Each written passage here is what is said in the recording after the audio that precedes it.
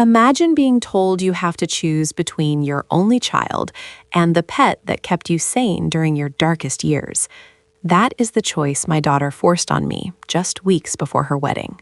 Hey guys, welcome back to System of Strength. Today, I am sharing a story that divided my entire family and left me wondering if I even knew my own daughter at all. My daughter, Sarah, has always been a bit driven, which I usually admired, but lately that drive turned into something else entirely. She got engaged to a guy named Mark. He is a high flyer in finance, very polished, but always felt a bit cold to me. When they got engaged, I wanted to do something massive for them.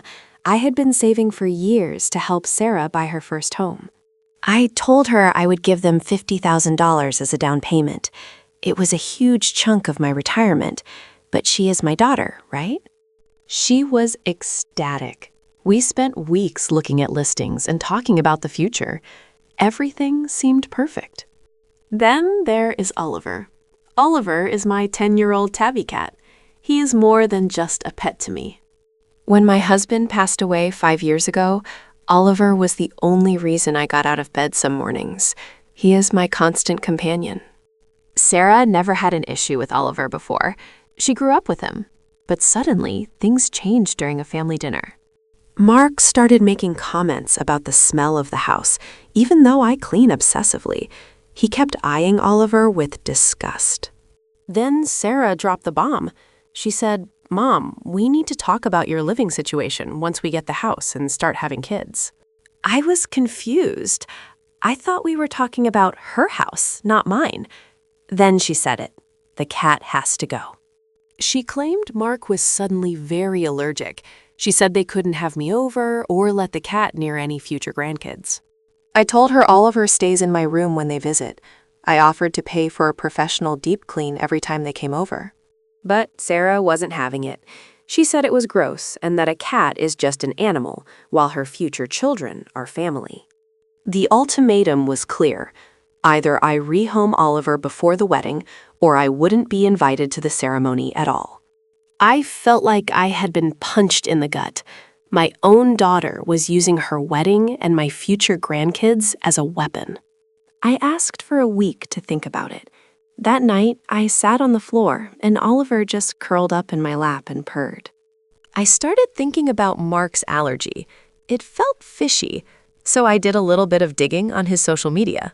Lo and behold, I found a photo of him from just 6 months ago at his sister's house, cuddled up with her long-haired Himalayan cat. He wasn't allergic. This was a power move. He wanted to see if he could control me through Sarah. And the worst part? Sarah was going along with it. She was choosing his ego over her mother's happiness. Sarah called me the next day, sounding very businesslike. She asked if I had found a shelter for the cat yet. I told her no. I told her I knew Mark wasn't allergic and that I wasn't getting rid of my best friend. She lost it. She called me selfish and said I was choosing a furball over her big day and her future. She told me that if I didn't change my mind by the end of the day, I was officially uninvited from the wedding. I took a deep breath.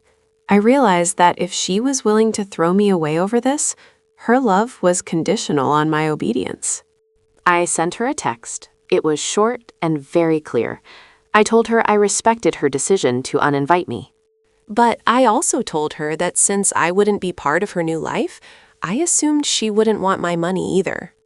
I informed her that the $50,000 for the down payment was being moved back into my personal retirement fund.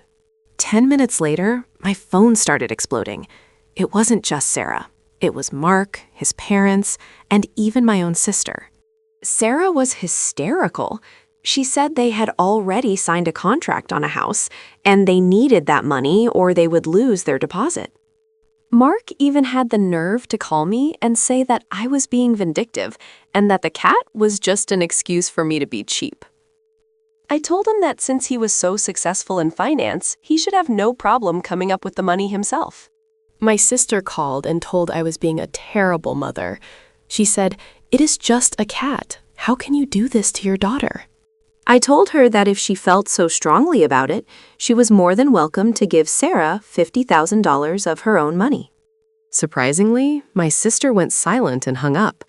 Funny how everyone has an opinion until it involves their own bank account. Sarah and Mark had to pull out of the house deal. They lost their $5,000 earnest money and had to move into a tiny rental. The wedding happened, but it was a much smaller affair. I wasn't there. I spent the day at the park and then went for a nice dinner. I realized that by trying to buy my daughter's love, I was just enabling her to treat me like a doormat. Oliver is still with me.